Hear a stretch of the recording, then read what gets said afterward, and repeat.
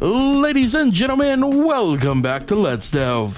Now, on the ever-growing to-do list of game ideas I'd like to bring to life are a ton of entries that are just one sentence long. Today we try to make one of those a reality. And so it was written in my list of things to do, a traditional Snake game, but it's also an arcade-style defense shooter where you must protect your own body parts. So today we're gonna start work on the traditional Snake game part of that idea. But to spice things up a bit and give my brain a good workout, we're gonna complicate things. We'll do this by trying to control our snake through a data grid.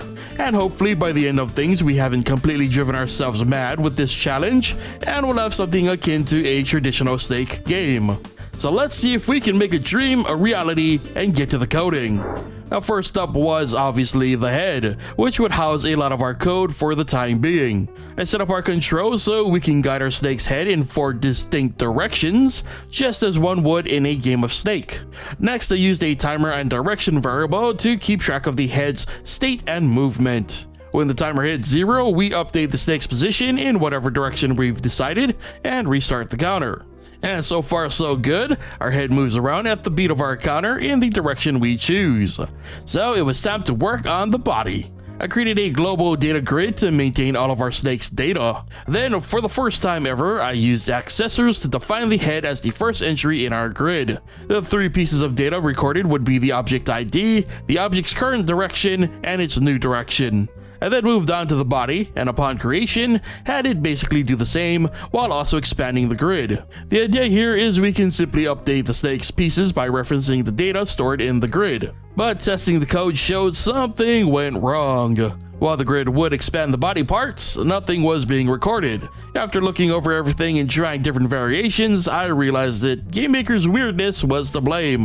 While a lot of things in GameMaker start at 0, grid sizes start at 1. So in other words, while I expanded the grid and recorded the data, I was recording the data to the wrong positions. So adding an offset fixed the issue, and finally our snake's pieces were being recorded to the data grid properly. And don't mind the screen shake, my relief was just so great that it manifested itself through the code. Anyway, with that now all working, we could move on to utilizing the data in our data grid. So I set up a script that would run through the entire grid. For the head, it would update its angle data, and for each body part, it would reference the piece before it for what angle it should choose next, while also recording its own data to be referenced. I was then able to simplify this and remove some redundancies. And to make sure everything was referenced on an even playing field, I had this script called from the HUD. And initial tests were successful, but this was only using one piece. We needed to see how the code reacted with more than one body part. I created yet another script to spawn in body pieces, which would spawn at the tail end based on the data grid size. And, well, it kinda worked. Large gaps aside, we definitely had some Snake vibes going. So I tweaked the code a bit to, instead of referencing previous angles, we'd simply reference the previous positions. This almost worked. However, depending on when I spawned the body piece, it would sometimes cause an unintentional gap in the body. And long story short, I spent the rest of this session trying to tweak the code through various means to get it to work right, but nothing did the job. In fact, I somehow made it worse. What I ended up with by the end of things was a rebellious body with a mind of its own that wasn't about to conform to no grid. So with my pride shook and my time up, I sadly had to end the session on a somewhat failure.